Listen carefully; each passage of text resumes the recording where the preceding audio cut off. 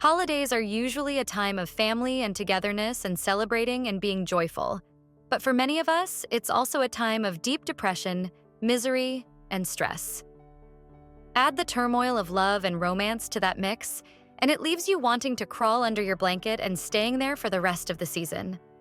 So, sitting down to watch a bunch of tear-jerking, schmaltzy romantic films can be quite therapeutic and cathartic. Before we begin, please like, share, and subscribe to our channel. Every new sub helps us achieve our goal and keeps us motivated to create new content. With that being said, I'm your host, Amber Assault, and here are 10 emotional holiday romantic films. Number 1. Ghosts of Girlfriends Past. Starring the smooth-talking Matthew McConaughey and the ever-so-charming Jennifer Garner, this film follows prized photographer and womanizing man-slut Connor as he's invited to his younger brother Polly's wedding.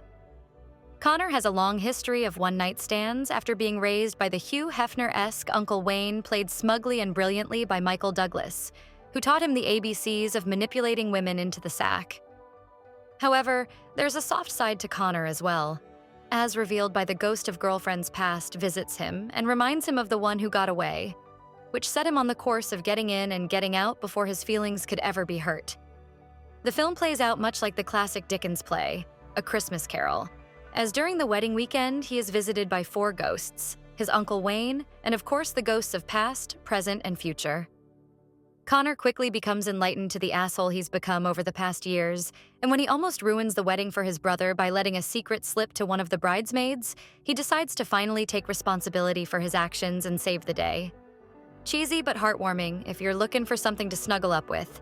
Starring someone who's definitely easy on the eyes, head over to Max, Hulu, Sling TV, Roku, Prime, Apple TV, or Fandango to check this one out. Number 2. The Holiday. Kate Winslet is probably one of my favorite actresses when it comes to romantic films, next to Rachel McAdams, of course. I was working at Blockbuster when this film originally released, and having been enamored with her work through great performances in films like Titanic and Eternal Sunshine of the Spotless Mind, I decided to give it a shot. And now it's one of my staples every holiday season.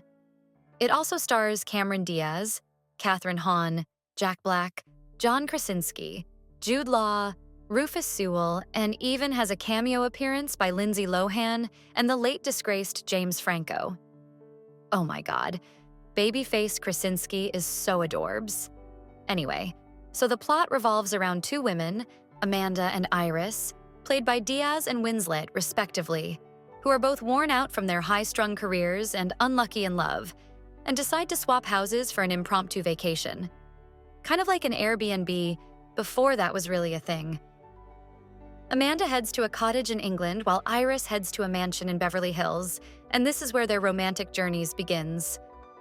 Iris meets Miles, a composer and editor for films, who for the first time in a long time makes her laugh and shows her a real good time. Amanda, on the other hand, runs into Graham, Iris's brother, who pops by one night after a pub crawl just to check in on his sister and to use the bathroom. A glass of brandy later, and it's sexy time. I mean, this was Jude Law in his prime. So, duh. I won't spoil how it all turns out, but this film is definitely an exercise on how to fall in love and what it's like to feel that. So grab your significant other, or in case you're single, a good bottle of wine and prepare to be romanced over on Prime, Fubo, Hulu, Apple TV, or Fandango. Number 3. Love Actually. There are a few films on this list that some will say haven't aged particularly well. However, I will say this. The awkward moments, the different interpretations of what is and isn't romantic, and some of the language and conversations being held in these films, as much as they might be taboo these days, are what ground these films in reality, and also an encapsulation of the time they were made in. For those of us who've been in love or just relationships in general, it's messy. Far from perfect, even though we tend to look back with rose-tinted glasses more often than not. People don't always say the perfect thing, do the right thing, or click right from the start. Relationships can take work, they can fall apart, and sometimes people are perfectly content just being mundane, existing together so they aren't alone. That's what makes this film so great. as it's filled with so many different stories. So many little slices of life of these individuals, and it's messy and it doesn't always end up the way you hope it will. That Hallmark special Christmas ending that fills you with fairy tale levels of euphoria. It's filled with great actors, some who are just making a name for themselves, and others who brought some star status to the film when it was first released. And while it's far from perfect, it somehow works.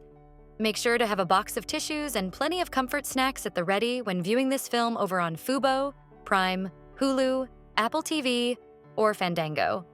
Number 4, Last Christmas. To be honest, this film is the only one on this list I'm least familiar with, being that I've only watched it once, for this list specifically.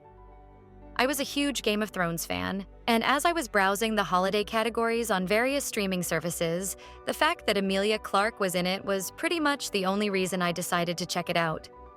Luckily, I was pleasantly surprised at how cute the film actually turned out to be. Kate, played by Clarke, is a young, aspiring singer who's working a dead-end job in London as a Christmas elf in a year-round Christmas shop.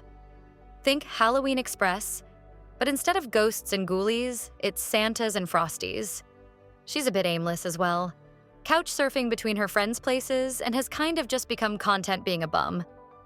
One day she meets Tom Webster, who offers some unique and intriguing insights about life in London itself, and Kate finds herself wanting to spend more and more time with him.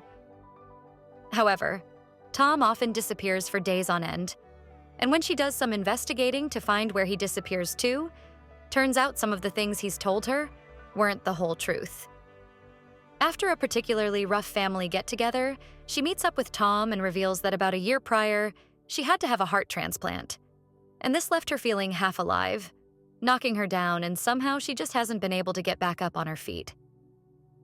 From here on out, Kate decides it's time for her to finally make an effort and begins to make changes for the better. But a tough conversation with Tom leaves her flailing in the wind a bit, thinking he was afraid to commit, and thus resulting in her walking away from him. Cut to some time later, she still holds a candle for Tom and looks to reunite with him. And this is when she finally learns the truth. Tom was killed in a bicycle accident on Christmas, and the heart she received was from him. Oh my God. Cue the tears. But don't worry, there's a happy-ish ending to it all, so don't pass up this surprisingly wonderful film over on Max, Hulu, Sling TV, Roku, Prime, Apple TV, or Fandango. Number 5, The Family Stone. Okay, so I'm not the biggest fan of Sarah Jessica Parker. I mean, in the 80s, she was cute and all. Hocus Pocus is still probably one of the best things she's ever done, but everything post-Sex and the City kind of made me hate her. But like I said earlier, Rachel McAdams is my girl, and add Luke Wilson, Diane Keaton, Claire Danes, and Dermot Mulroney to the mix, and I guess I can stomach her. Ironic, since that's kind of the plot of the film. Parker plays Meredith Morton, an uptight, neurotic financial exec, meeting her boyfriend's family for the first time during Christmas. Well, let's just say, things get unpleasant very quickly. So she calls in her sister for backup, a free spirit who is much more playful and vibes with the family straight away. As signals get mixed and the ugly sides of personalities begin to rear up, eventually the truth is all laid bare, and everyone is the better for it. Even if some things turn out to be bittersweet. Sometimes people just aren't meant to be. And sometimes you find love in the most unexpected places. So there's always hope that there's someone out there for everyone. Get in on the family feud by heading over to Prime, Tubi, Hulu, Fubo, Disney+, Sling TV, Apple TV, or Fandango to check it out. Hey guys, Amber Assault here. Just wanted to say thanks for checking out our channel. We hope you've been enjoying our content so far. If you'd like to support us even further, head over to fatninja.shop. We offer all sorts of merch from t-shirts, hoodies, hats, blankets, mugs, shoes, and more. We have a wide variety of styles and colors to choose from, and a size chart to help you find the right fit for your body.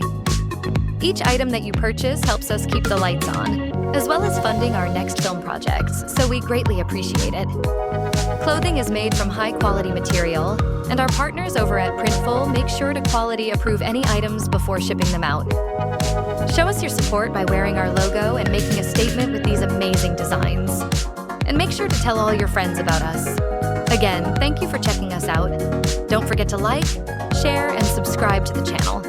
We also have an exclusive membership option, where if you join for only $1.99 a month, you'll get a 20% off coupon for being a member for more than 6 months, as well as future prize drawings when we reach at least 50 members. Love you all. Catch you guys later. Number 6. The Family Man. Nicolas Cage is no stranger to tough, dramatic, and sometimes soul-crushing roles, with some of the greats being Leaving Las Vegas, Moonstruck, and Adaptation. This film is basically another retelling of A Christmas Carol, except instead of 3 ghosts visiting him to show him the past, present, and future, he wakes up to a what-if kind of scenario, a life he could have had he made different choices in his past. At the start of the film, Jack Campbell, played by Cage, is a hard-working and very well-paid financial lawyer, wheelin' and dealin' and livin' that high-society New York lifestyle. One night, stopping at a convenience store, he stops the situation from getting violent, and this is the moment things begin to change for him. You see, it was kind of a setup by an angel or some kind of moral deity, and while he exhibited goodness, he quickly about-faced and showed his shark-like nature once again. And so he is tested on whether he truly is living the life of a better man. He wakes up in bed next to the woman he let go all of those years ago, with a house full of kids and a job in the family auto parts business that allows him to spend time at home and not endless hours at the office. At first, he fights it in typical disbelief, but soon he realizes that his love for Kate never faded, and he was never as happy as he was with her. Snap back to reality. He's back in the life he originally had, dealing with the consequences of his choices, but maybe it's not too late for a do-over. Find out how it all ends up over on Netflix, Peacock, Hulu, Fubo, Apple TV, Prime, or Fandango. Number 7. Last Holiday. Queen Latifah was on one during the 90s and early 2000s, delivering consistently funny and lovable performances, absolutely killing it in the epic crime drama Set It Off. Often, we tend to lose sight of the entertainment factor of a film, especially when you spend most of your time analyzing and reviewing films, or when films have become so heavily focused on commentary that they basically become a documentary that's lecturing the audience on the ideals of the director in charge. This film isn't necessarily some lost piece of art, but when it comes to holiday viewing lists, I do think it's definitely an underappreciated gem. Queen Latifah plays Georgia Bird, a woman who dreams of being a world-class chef and is absolutely smitten with Sean Matthews, played by LL Cool J, a co-worker at a department store she works at. When she receives a diagnosis for a terminal disease called Lampington's, she decides to finally make her dreams come true of meeting world-class chef Didier. So she drains her savings account, buys a ticket to Paris, and goes on the adventure of a lifetime. Meanwhile, Sean learns of her diagnosis and decides to track her down and finally confess his true feelings for her. However, turns out the diagnosis was actually wrong, and she's fine. And so, of course, we get that happy Hallmark ending. It's cheesy, it's schmaltzy, and it's perfect for a family holiday get-together, so head over to Paramount Plus, Prime, Tubi, Hulu, Roku, TNT, Apple TV, or Fandango to check it out. Number 8. About a Boy. Throughout the 90s, Hugh Grant was one of England's go-to romantic leads, and it's easy to see why with that boyish smile, that bumbling and innocent charm, and those baby blue eyes. From films like 4 Weddings and a Funeral to Notting Hill, he stole many hearts and brought tears to plenty eyes. About a Boy is an adaptation of the 1998 novel of the same name by Nick Hornby. Grant plays Will, a rich and carefree 30-something living in London, who invents a fake son so he can meet available single moms. While attending a function for single parents, he meets a woman named Susie, who he is instantly attracted to. He also meets Marcus, the awkward loner son of one of Susie's friends, Fiona. Fiona suffers from clinical depression and has had many self-harm attempts. And one day, when bringing Marcus home from a planned play date with Susie, they find Fiona unconscious and rush her to the hospital. After this point in the film, Marcus, using blackmail after having figured out that Will does in fact not actually have a child, develops a pseudo-relationship with him, kind of like a surrogate father figure. Things get complicated. There's both heartbreak and heartwarming moments, but the ending somehow brings it all together in a kind of bittersweet Christmas miracle. Not a perfect film by any means, but it's quite an unforgettable one, so make sure to watch it over on Google Play, Prime, Apple TV, or Fandango. Number 9. The Preacher's Wife. Whitney Houston was taken from us way too soon. I mean, she wasn't the greatest of actors, but that voice. She was truly a legend. Like most of the films she starred in, this one also features some big epic musical moments that just carve through all that daily noise and grip your soul. The film focuses around a preacher's family living in New York City, just as many politicians begin to try and gentrify their neighborhood and bulldoze over former proud landmarks and establishments. While the pastor himself does everything he can to help the disenfranchised and do God's work, he's beginning to lose faith and struggle with the age-old question, what am I supposed to be doing with my life? Enter the angel Dudley, who's sent by God after hearing Henry's prayer, and he begins to piece together many of the various things that seem to be causing the stress in his life. First, there's the growing rift between him and his wife, Julia, which doesn't go unnoticed by their young son, Jeremiah, who often confides in his best friend, Hakeem. Then, there's the racist police force cracking down and locking up youths in the neighborhood through stereotyping and some foul play being pushed by real estate mogul Joe Hamilton. Last but not least, his own self-doubts, filling the shoes of the former pastor and feeling as if he just isn't good enough. With pressure from the church's financial board, Henry ends up making decisions he regrets, and this causes him to unload his unhappiness on his family. Don't worry, Dudley is here to save them all, just in time for a Christmas miracle. You can watch this very special and heartwarming film over on Roku, Hulu, Fubo, Sling TV, Prime, Apple TV, or Fandango. Number 10. Sleepless in Seattle. This last entry was a toss-up between You've Got Mail and Sleepless in Seattle, and ultimately, I believe that Seattle just has that much more magic to it. I feel like You've Got Mail was way more a product of its time, where Seattle feels more like those missed connection stories from the Sunday paper. Curious, how many of you out there have called a radio station, either to request a song for someone or to talk to some DJ and spill your guts? Sometimes we just need to reach out to someone, and that's okay. Sam Baldwin is a recent widow and decides to move to Seattle for a fresh start with his young son, Jonah. Sam hasn't been dealing with his loss very well, and it's beginning to concern Jonah more and more, so one night he calls into a talk radio program and basically puts his dad on the market for a new wife. Sam catches wind of this and grudgingly gets on the line to discuss his feelings and himself. Meanwhile, on the opposite coast in Baltimore, Annie Reed hears the program and falls in love with Sam, even though she's actually engaged to someone else. On a whim, she decides to write to Sam, asking him to meet her at the Empire State Building on Valentine's Day. Will they meet up? Only the film can answer that, so head over to Prime, Apple TV, or Fandango to check it out.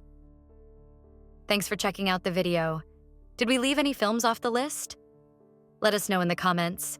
If you enjoyed the video, please like, share, and subscribe to our channel. Don't forget to smash that bell icon to stay up to date with our latest releases. You can reach out to us on Twitter/X, @StudiosFAT, or chat with us on Discord, linked below. We're also now on Blue Sky. You can find us at studiosfat.bsky.social. If you're really enjoying our content and want to help support us, click that join button for exclusive content, rewards, and perks. Make sure to check out our very own merch store located at fatninja.shop. All proceeds go toward our next film project, so we'd greatly appreciate it. I've been your host, Amber Assault. Thanks again, and take care, my lovelies.